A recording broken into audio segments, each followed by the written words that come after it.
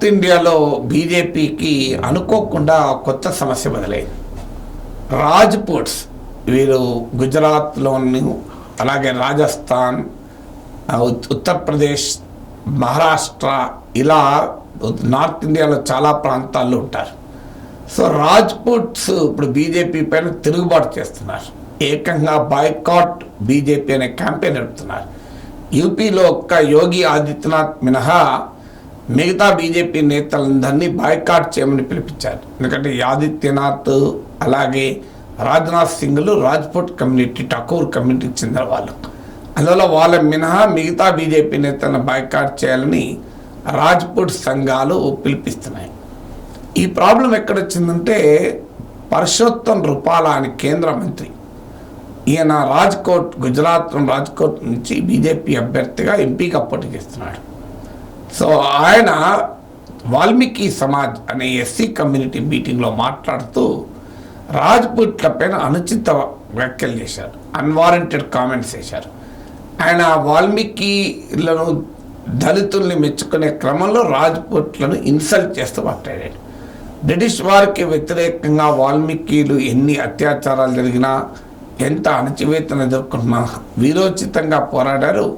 కానీ రాజ్పుట్స్ మాత్రం బ్రిటిష్ వాళ్ళతో లాలోచిపడి ఆఖరికి తమ పిల్లల్ని కూడా బ్రిటిష్ వారికి పెళ్లికిచ్చారు అంటూ కామెంట్ చేశారు.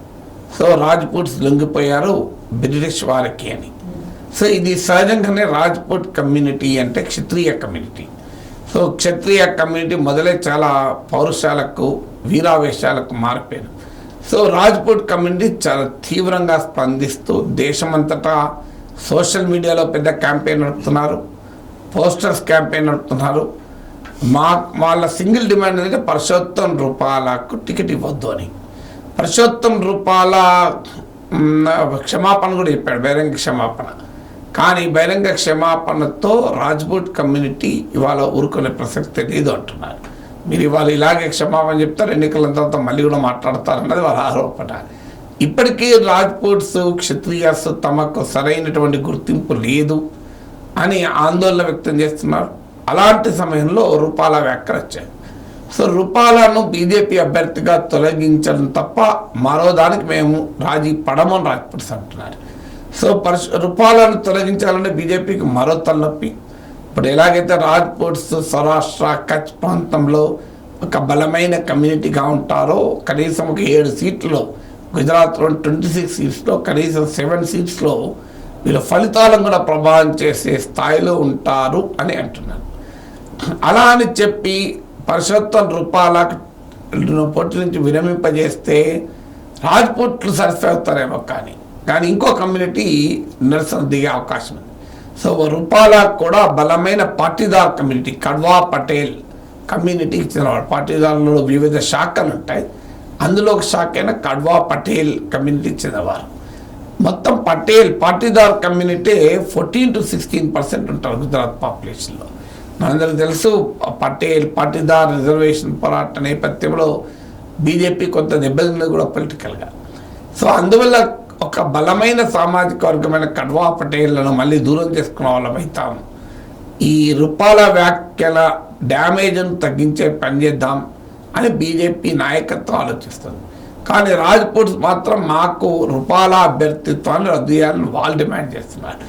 ఈలోగా ముజఫర్పూర్ ఈ ప్రాంతంలో కూడా రాజ్పుట్స్ సమావేశమై అక్కడ క్షత్రియులకు అంటే ఠాకూర్స్కు అన్యాయం జరుగుతుంది అని వారు అక్కడ రైజ్ చేస్తున్నారు.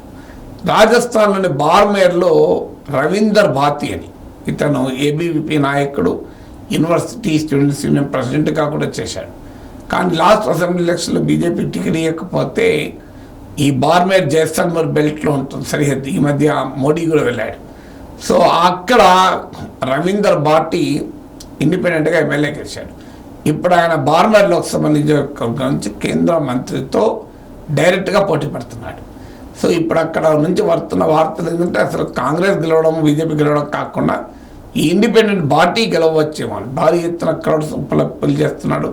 బీజేపీ రాజ్పుట్లను అవమానించింది కనుక బీజేపీని ఓడించాల్సిందే.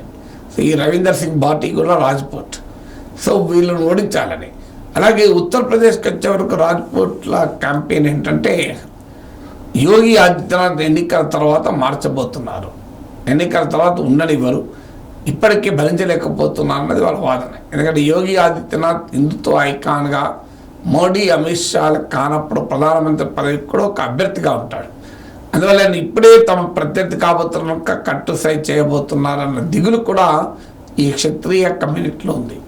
అందువల్ల ఇప్పుడు ఒక ఎన్నికల సమయంలో చిన్న స్టేట్మెంట్ కూడా అది తీవ్రమైన రాజకీయ నష్టానికి దారితీస్తుందన్నకి ఇది ఒక ఉదాహరణ.